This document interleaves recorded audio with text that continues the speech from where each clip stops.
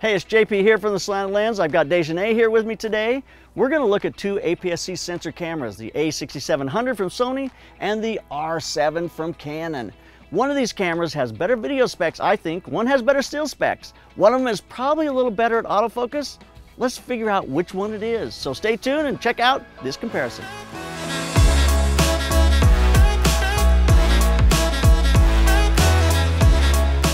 Both of these cameras are APS-C sensors, so they're on the same level playing field. They have a crop factor, Canon 1.6 and 1.5 for Sony. I think Sony wins out on that one, slightly. Megapixels are a big thing these days. Canon's at a 32.5 megapixel on an APS-C sensor, and Sony is at 26 megapixels on an APS-C sensor. So the Canon is slightly ahead. Let's see if that quality shows up in the quality tests.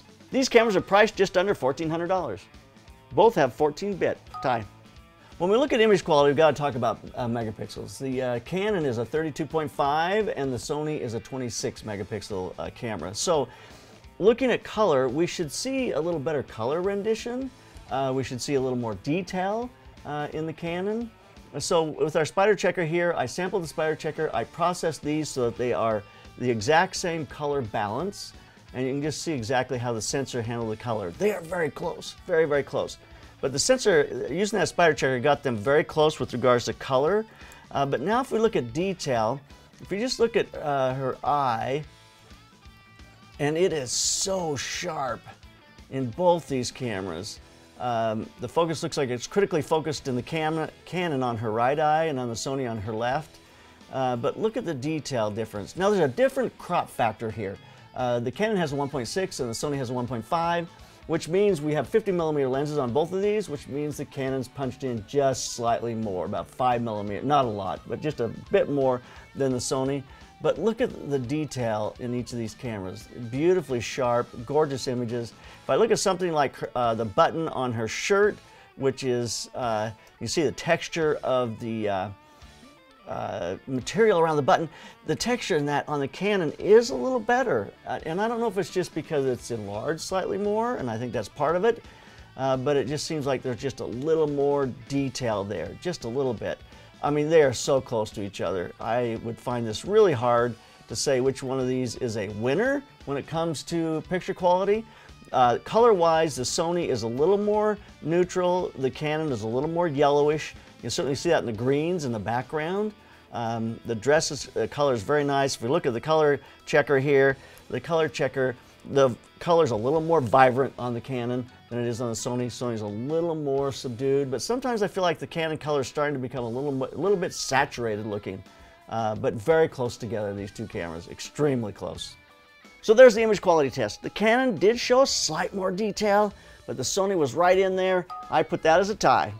Let's talk about ergonomics, because ergonomics is an area where these cameras are very different. The Sony is a small platform. It's 1.1 pounds with the card and the battery, whereas the Canon's a little heavier. It's 1.3 pounds with the card and the battery. The Canon is more of a traditional mirrorless camera. The Sony is that smaller form factor. It almost harkens back to the days of the point and shoots. I mean, obviously larger than that, but it's that square, small format. You would choose the Sony because you like that small platform. My little finger kind of gets lost on that camera down here on the bottom, whereas on the Canon, I have a spot for it, just barely on the Canon. We have the new roll wheel on the back of the Sony, which is really, it has been needed for a long time. That roll wheel to control camera settings is on the back. You can access it with your thumb, which is really nice. We don't have that roll wheel in the same way. We do have a joystick. We don't have a joystick on the Sony, but we do have a joystick on the Canon. That joystick is surrounded by a wheel that will roll and give us camera controls. But I found it kind of hard to get to that joystick down inside that wheel on the back. They combine those two together. I felt like for me that was kind of a little bit difficult, and I had to get my thumb way over here in front of my eye to be able to access it, and it made it a little difficult to be able to use. I wish it had a scroll wheel off to the side, to the right on the Canon. So now if I'm with the Canon, I can get my thumb on it, but I had to reach way over to that joystick and the roll wheel. I do like the joystick. I wish we had that on the Sony. On the Sony, we have around 3 buttons that you can program. The Canon has slightly more. It allows you to be able to program those buttons to be able to do exactly what you want them to do. When it comes to ergonomics, I think that you really are making a decision about weight and travelability, if that's a word. If you want a very small platform, kind of a street photography, small thing to travel with that gives you a great image, then you would go with the A6700. If you're okay with a little larger camera that gives you just a bigger grip in your hand and it makes it, and it's more like the cameras that you're used to when it comes to mirrorless cameras, then you would probably use the Canon. For me, I have always kind of struggled a little bit with the A6000 series, but I've used it enough now that it feels comfortable in my hand and it's easy to move around, and the lenses have started to match the form factor. You don't get these huge lenses. Even though we have this big 50mm on here, it's still not bad. Sony makes a small 50mm that is an APS-C sensor for this camera, and Canon also has a smaller 50mm, inexpensive 50mm that is not this huge thing. It's a 1.8, and that gives you a smaller 50mm to be able to use it, and it's more like the ergonomics of the camera. I'm starting to lean towards that smaller camera. Maybe it's just because of size and weight. When it comes to ergonomics, I think you really have to make this decision based on what you like. I'm not going to declare a winner here because I don't know exactly what you like. When it comes to memory card slots, the Canon has 2 slots, SD card slots, and the Sony only has 1. So Canon definitely wins out when it comes to memory card slots. When it comes to the monitor, they're very different. The Canon has a 1,620,000 dot screen, whereas the Sony has a 3-inch 1,030,000 dot screen. So the Canon is a much more detailed screen. You see better detail on that camera, and you certainly see that when you use it. Both these cameras have articulating screens that slide out. Canon calls it a free angle tilting, and it also has touchscreen. Sony calls it an articulating touchscreen, but they both flip out and become touchscreens that you can use if you're vlogging for any kind of video application, so it's definitely a tie. They both have great screens that pop out. When it comes to viewfinder resolution, these 2 cameras are almost exactly the same, but there's some things about them that are kind of different. They both have, and I think EVF resolution is super important. I want to look through an EVF so I can see exactly what I'm doing, especially in sunlight situations. It just gives me a much better look at the image that I'm getting or the video I'm getting. But the resolution is very similar. The Canon has a 2,360,000 dot, whereas the Sony has 2,359,000 dots, so they're extremely similar. They both have great clear EVFs, beautiful picture inside, but accessing them is the area that's kind of difficult. Canon is very traditional, has that larger eye cup, very easy to look. I'm left-eyed, so I'm always looking over my left eye, whereas the Sony has this small little EVF in the corner, and you got to really push your face in there, and you got to find that, you got to line yourself up with that little small EVF, and that makes it more difficult to be able to access the EVF and to be able to use it. So when it comes to EVF, they're equal when it comes to resolution, but I think the ease of use and accessibility is a little easier on the Canon. Nowadays, when it comes to cameras, most people are concerned about autofocus. So let's take a look at the autofocus stills test with these 2 cameras. Autofocus, I think, is the coup de grace, the test of tests when it comes to still cameras. If you can get a beautiful picture and you get images in focus, that's really what we're after. When I compare these 2 cameras, it is really interesting because Canon used to always exceed and excel Sony, but I feel like Sony now with that AI engine has really moved beyond Canon. They really have. It's moved beyond Canon. If I look at through these images, I'm getting between about 3 out of focus out of around 38-ish, 39, and I'm getting 3 that are kind of iffy on the Canon. So 3 out of focus, 3 kind of iffy. I mean, critically probably close enough to say that it's fine. On the Sony, we shot 34 images, and it was spot on in every single one. So there's a few less images, but it did not struggle. That transition kind of area between knees up, from full body to knees up to head and shoulders, cameras struggle in that area. I don't know why that is, and Canon did. That's where it struggled. That's where we lost the 3 images, but the Sony was spot on every single one. And when I say spot on, I'm talking spot on. They are just really tack sharp all the way through. It's pretty incredible to see. When it comes to autofocus, the Sony definitely outperformed the Canon. But when I say that, I mean, if you shoot 39 images and 35 of them are in focus, 36 of them are critically in, or 34 of them are critically in focus, that's still a pretty incredible camera. There you have it. The Sony edged out the Canon. I wouldn't say slightly. I think it was significant, but the Canon still had a strong showing. We lost more frames on the Canon. We lost frames on the Canon. We did not lose any frames on the Sony. So the Sony wins when it comes to autofocus stills test. When it comes to continuous shooting, the Canon edges out the Sony. It has 15 frames per second, whereas the Sony does 11. Sony does 11 either in electronic or in mechanical, but you can get a faster shutter speed in the electronic, get up to 8,000th of a second. Whereas the Canon, it will do 15 frames a second, but up to 30 frames a second. But of course, it's going to start to buffer. It's interesting, as we shot with these, the Sony buffered out much faster than the Canon did. We were able to shoot more images with the Canon, whereas the Sony was starting to buffer. Even when we were shooting 30 or 40 images, the Sony was buffering almost immediately. We couldn't get through 40 images before it was buffering. About 25 images start to buffer, whereas the Canon would roll through those 40 images without any problem. So there's the difference. I think when it comes to frames per second, Canon definitely wins. Well, the autofocus on the A6700 certainly beat out the R7 when it came to stills. Let's take a look now at video. When it comes to autofocus in video mode, I looked at both these cameras and I see as she walks towards me, the Canon kind of falls out a little bit in the middle. When she turns her head around, it kind of searches for a split second. Actually feels kind of organic, but it is not as spot on as the Sony. So in some ways, I think the Canon, it doesn't feel too mechanical, but the Sony is spot on when it comes to the focus all the way through. It stays with her even when she turns her head. We see it, it loses it just a little bit. It is interesting, this video. They're both shot at 4300 because there's mixed light in here in this situation.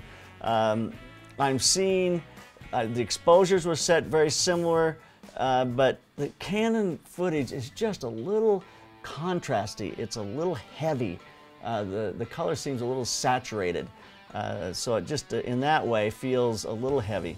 So as far as autofocus goes in video mode, I think the autofocus on the Sony a6700 is better.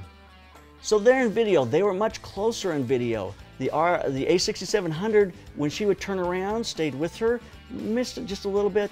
The R7 missed it probably a little bit more. You know, they both felt very organic to me. I thought they looked excellent. I'm going to say they're a tie. Well, I'm going to actually say the Sony edged out the R7 just barely. The R7 does do an H.265 422 10-bit, and it does an H.264 420 8-bit. Whereas the Sony does an XAVC HS in 422 10-bit or 420 8-bit, and XAVC S, XAVC SI in 10-bit, and you get 4K at 24 frames, 30, and 60 frames a second.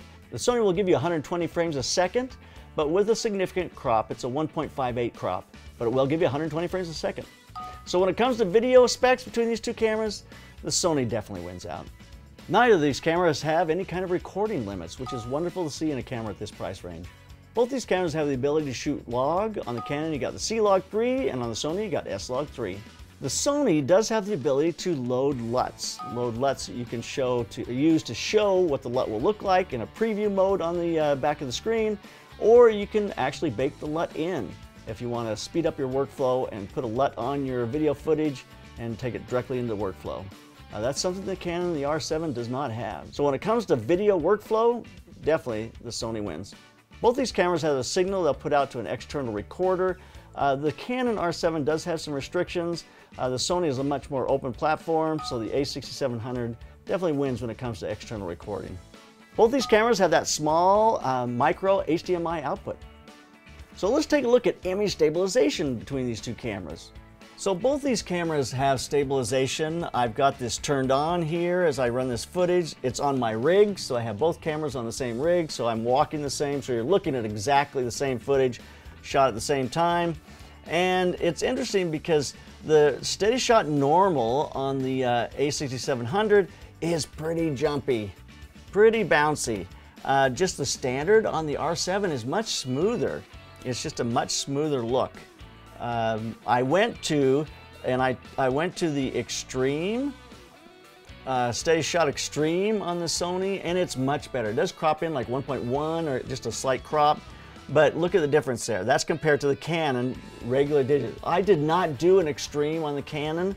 I felt like these two cameras came into kind of the same playing field when the Sony was on extreme and the Canon was just on regular, and I thought the Canon on regular was very nice, was very usable, beautifully and smooth, but on the Sony you definitely had to go to the extreme to get it to look as nice as the Canon did.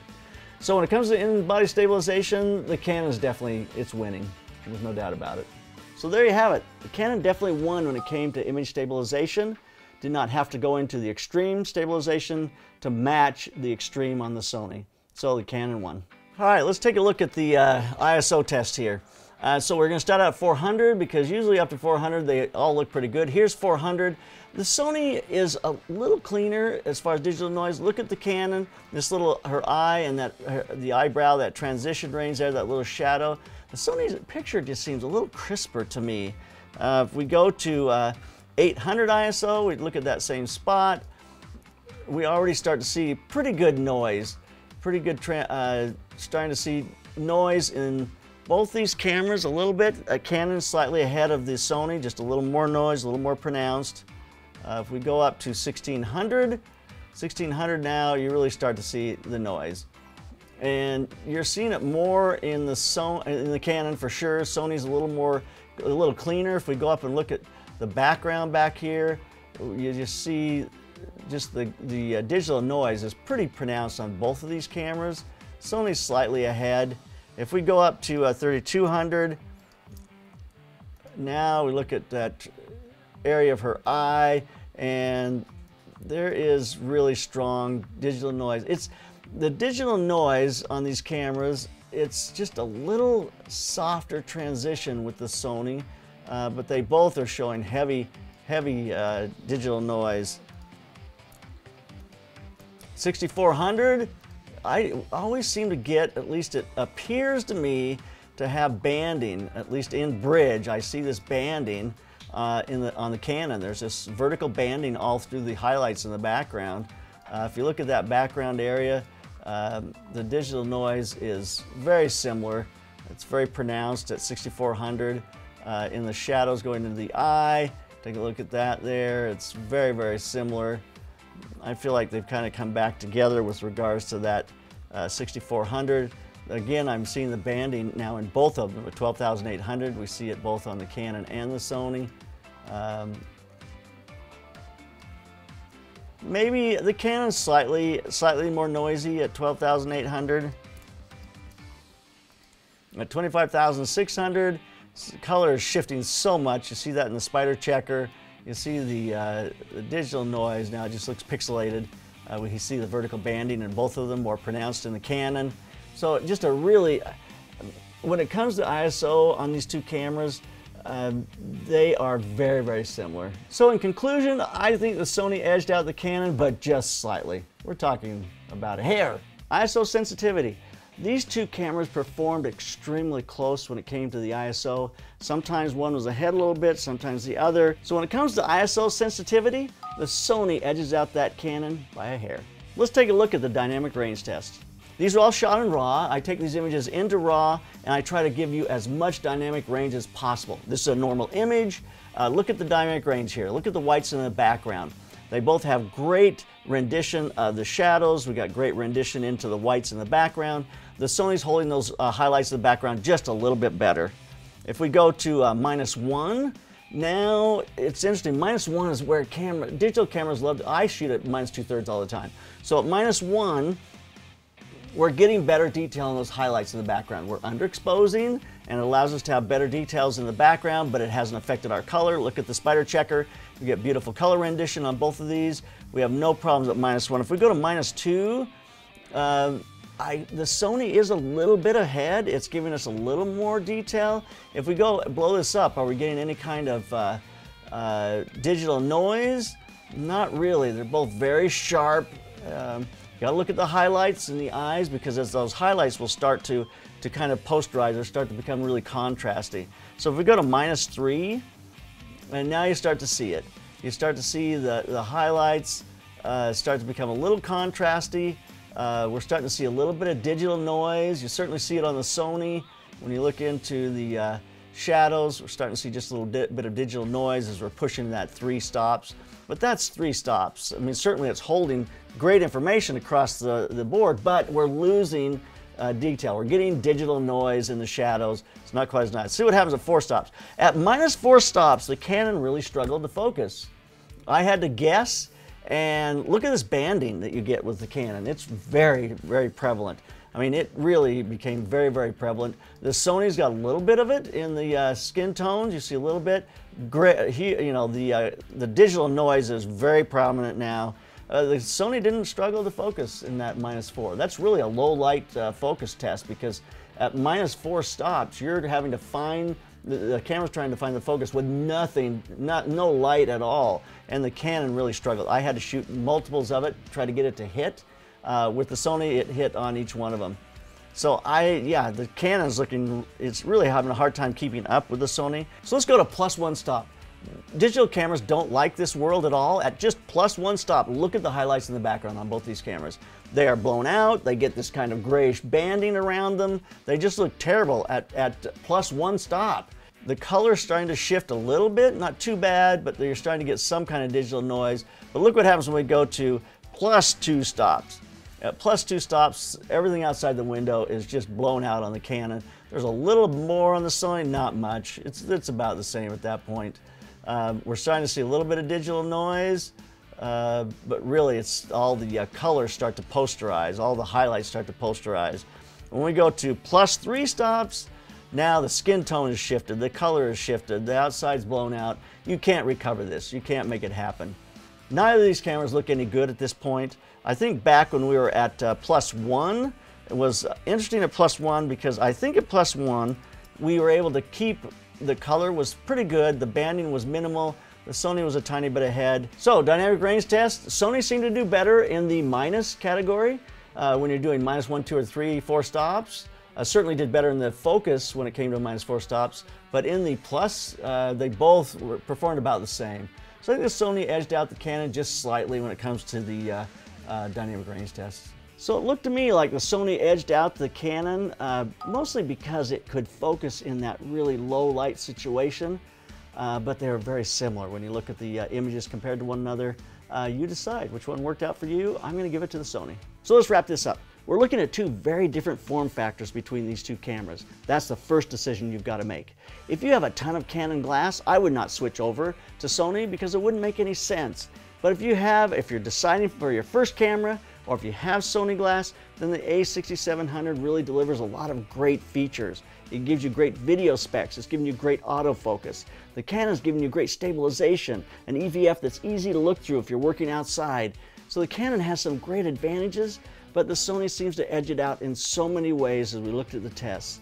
So these cameras are head-to-head. You have to decide which one of these form factors works for you and what lens series you're already invested in. That's going to help you make the decision. So check out some other lessons we have on these topics. We want to hear from you. Leave us a comment, and you keep those cameras rolling and keep on clicking.